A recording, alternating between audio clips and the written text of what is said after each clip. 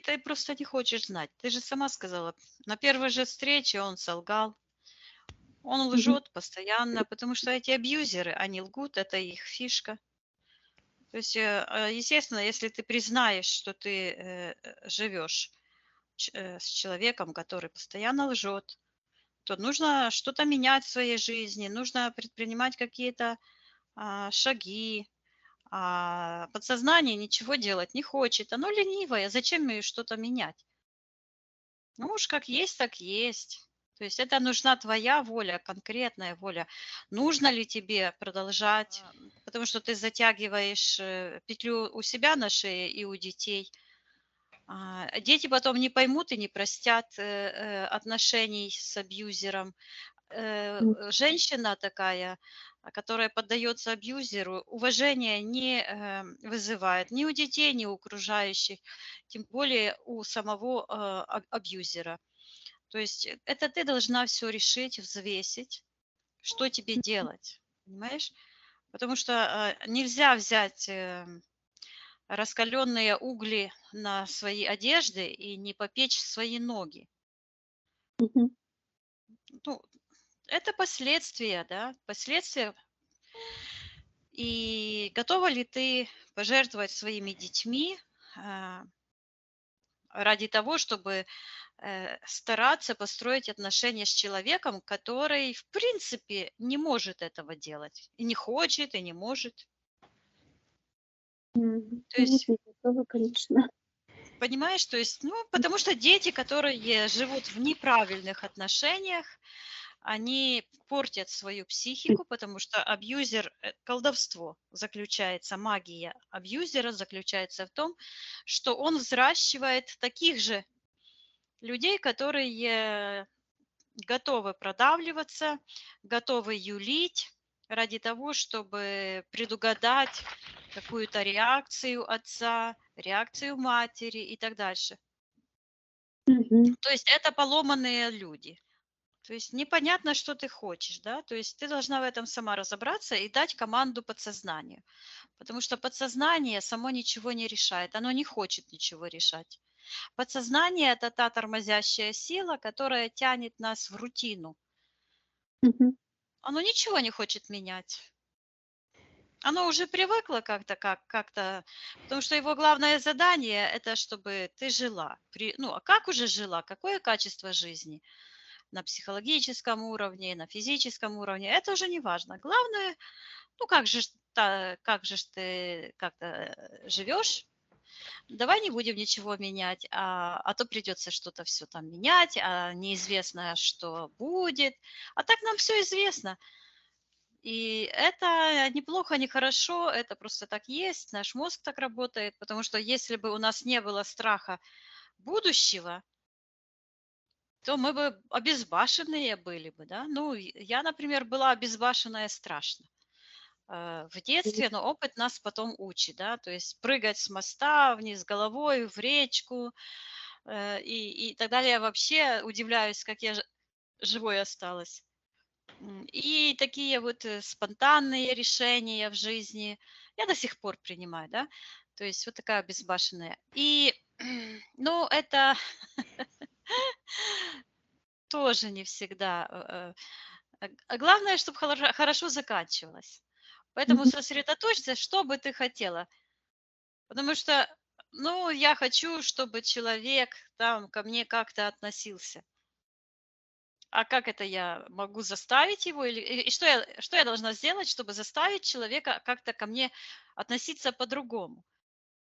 М. Человек относится к тебе так, к детям, так, как он может, как он умеет, чем его сердце наполнено, какая в него энергетика. Мгм. Человек меняется тогда, когда он сначала поменяет свою энергию. Вот Я пони энергию любви, где ее взять? Это духовные мышцы накачиваются, да, когда человек раз за разом поступает по конам истины, доброты, по конам сочувствия, то есть когда он проявляет совесть и так дальше. Если человек живет сам для себя, у него даже нет такого, чтобы по-настоящему позаботиться о тебе и о детях. А зачем ему напрягаться, если у тебя настолько низкая самооценка, что ты на какие-то крошки вот эти соглашаешься. Он где-то там к ребенку подойдет и что-то скажет, а ты уже думаешь, что это достаточно для того, чтобы как должен папа относиться к своим детям. Мгм.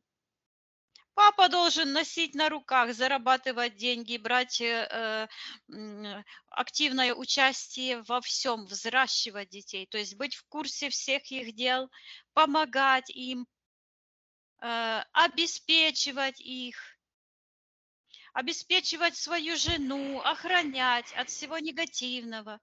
Вот это настоящий мужчина. А вот этот, который чуть шел в кусты, и посмотри на другую сторону, оцени себя. Разве не за что? То есть расскажи себе совершенно другую историю. Мгм. Я такая умница, я как яблонька, я как дерево, которое рождает живые души. Меня Вселенная выбирает, значит, я достойна этого всего. Расскажи себе, когда вот ты начнешь себе другую историю рассказывать о себе самой, вот тогда твоя жизнь изменится. Ты полюбишь себя. Потому что с точки зрения Вселенной ты как живородящая лоза, которая рождает души. Понимаешь? Возьми с этой точки зрения посмотри. Не смотри на эти мелочи, на свои ошибки. От ошибок обрати внимание на что-то позитивное и рассказывай себе эти истории. И Мгм. тогда увидишь, как люди на тебя начнут смотреть. Когда ты обретешь самоуверенность, уверенность в своей красоте, в своей доброте, в своей прекрасной душе, люди начнут это считывать, и совсем жизнь совершенно поменяется. Потому что женщина, у которой низкая самооценка, вызывает только желание ее поиметь. Потому что на такую женщину сразу же слетаются эти абьюзеры. Они нюхом чувствуют энергетически, куда можно свой этот хоботок воткнуть. Понимаешь? Это очень важно. Мы живем в энергетическом мире. Вокруг нас энергия. Мы как в Мгм. океане рыбы, и везде вода. Вот точно так же и мы. Энергии, разные энергии. Мы должны в этом разбираться. А наша энергия, она формируется нашими мыслями, нашим отношением, нашими чувствами.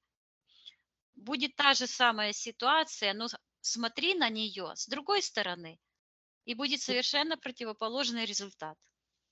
Все главное в отношении к событию, но не в самом событии. Да. То есть полюбить себя – это первый шаг, который ты должна сделать. Позволь себе быть счастливой. Мгм. Посмотри это с другой стороны.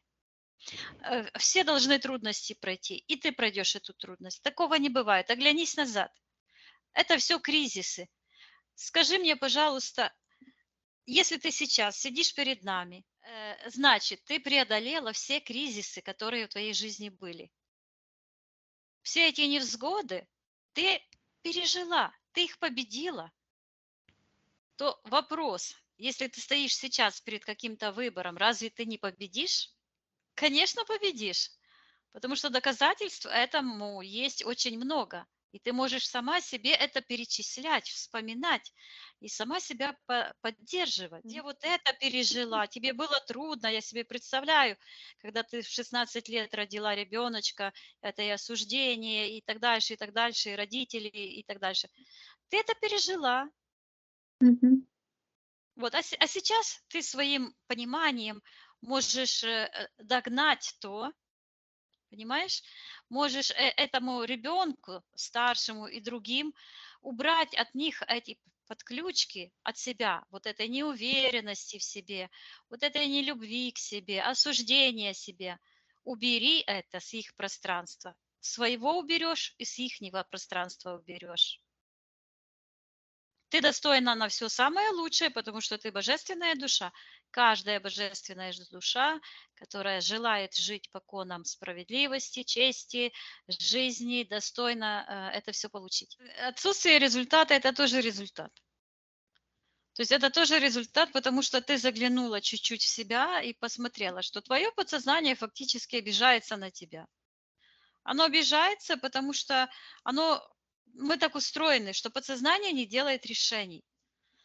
Вот. Эзотерики сейчас бы начали там рассматривать, смотреть, что-то тащить, что-то выдумывать, но так оно не работает. Если подсознание говорит нет, она не хочет, значит, ты не готова принимать какие-то решения. То есть любое решение, которое ты примешь, будет правильным. Ну, потому что на данный момент оно такое, какое оно есть, значит, ты к нему готова. Пройдет какое-то время, и это будет или позитивный, или негативный опыт. То есть это приведет к чему-то.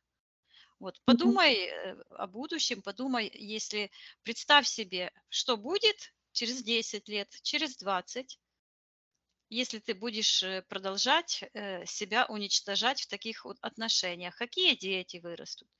Сядь себе, просто успокойся и подумай. А как изменится твоя жизнь, если ты изменишься?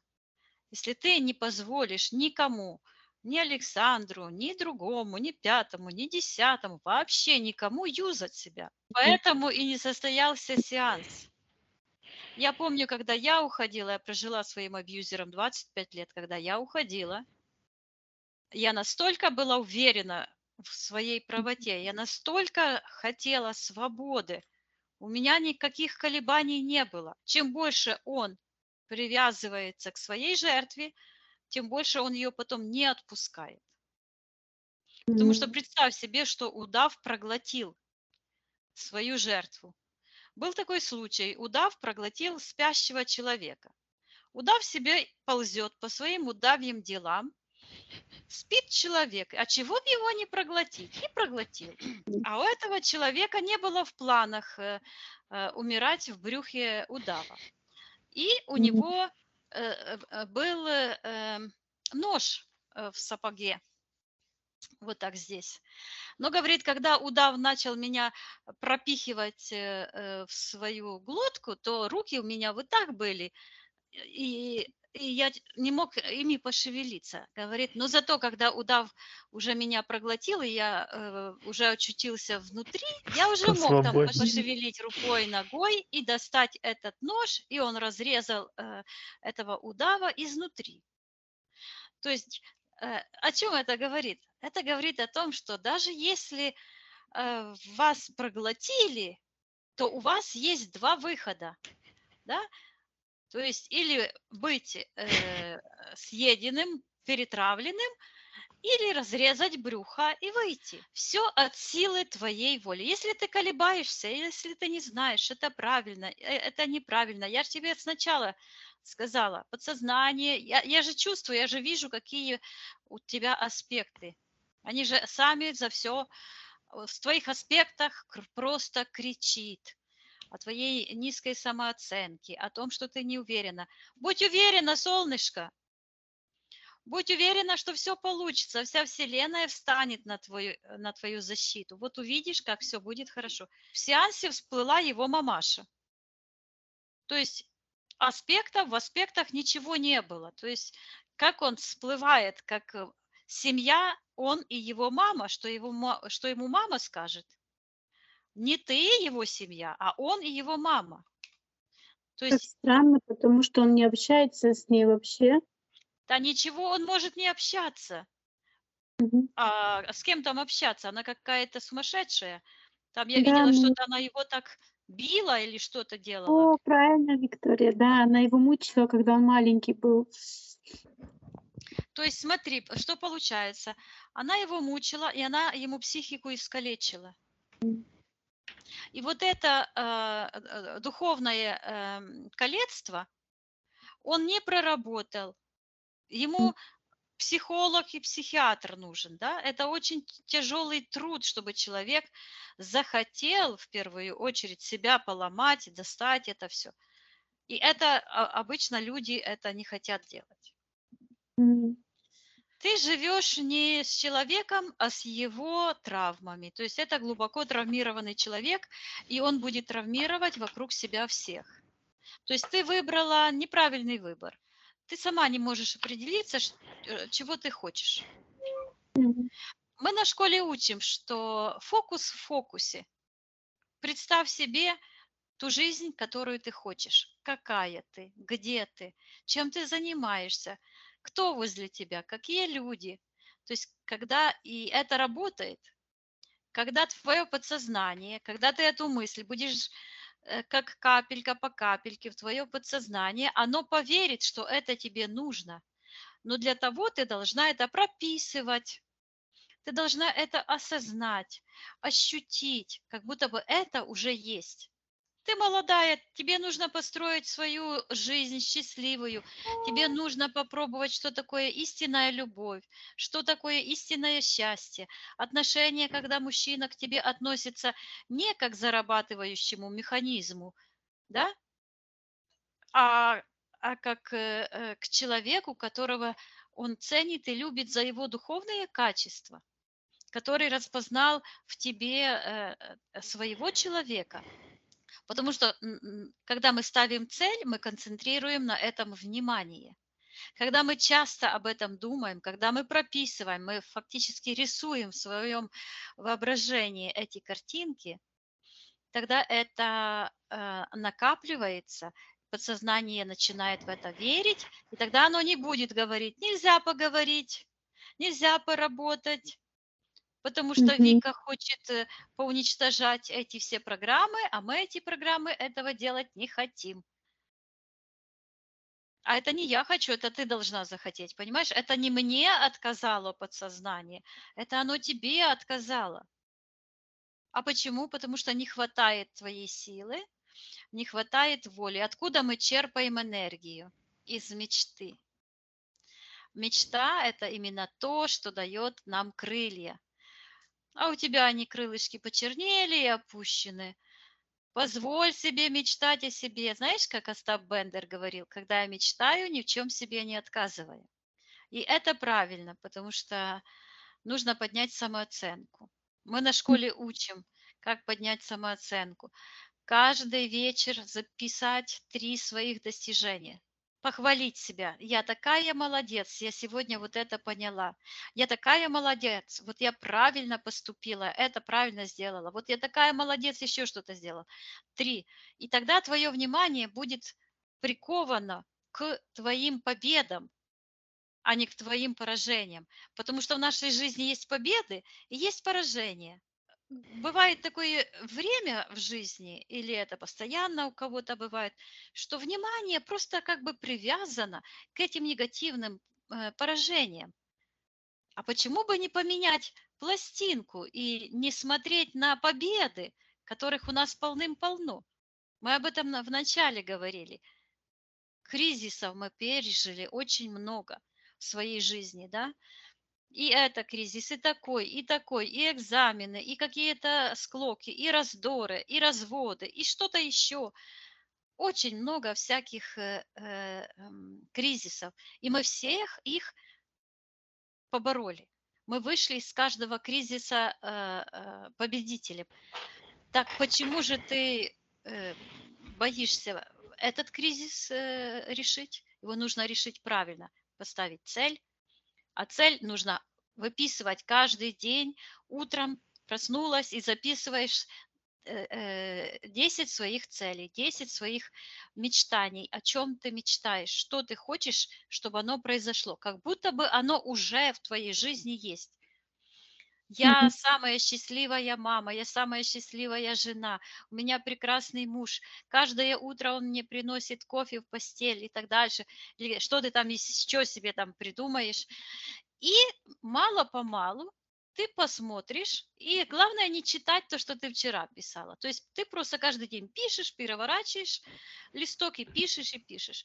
А потом через какое-то время, через месяц или два, ты начинаешь смотреть, как твои цели менялись. И все чужое, чужие цели, они уходят, и остается только то, что истинно твое.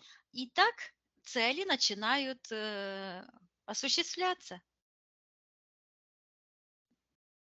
Анечка, все хорошо, Мгм. все прекрасно. Нужно просто подумать, помечтать, чтобы энергия появилась, потому что, знаешь, как маленькая девочка, у нее одна подранная игрушка. Это платьице замурзанное у этой потрепанной куклы. И если эту куклу отобрать, она будет очень сильно плакать.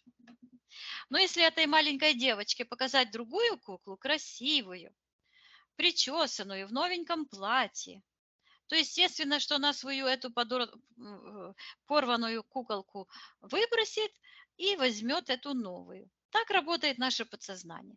Чтобы отказаться от чего-то старого, оно должно понять, а куда же двигаться, к чему новому двигаться. А это новое мы создаем в своем воображении еще до того, как оно уже исполнилось. То есть создай свою картинку, свою жизнь и начинай рассказывать себе новую историю о себе. То есть любую ситуацию, которая тебе не нравится, переосмысли и поверни таким образом, чтобы это тебя выставляло в другом свете. Вот Победительницей. победительница. Я такая молодец. Я в 16 лет. Я не убила этого ребеночка. Я его родила. Я живородящая лоза. Я яблонька, которая рождает яблочки. Вселенная доверила мне родить эту душу. Ты же родила прекрасного сына, если правильно? И он уже почти взрослый, да, хороший мальчик. Так ты должна этим гордиться, да, то есть ты подарила этому человеку жизнь. Вот. И хвали себя за это. То есть и с этой ситуации возьми все самое лучшее. И так в любой ситуации, которая тебе приходит на ум. Как только тебе что-то пришло, эти программы начинают бла-бла-бла, что-то плохое о тебе, переворачивай сразу на хорошее. Это очень мощные техники. Это мощнейшая техника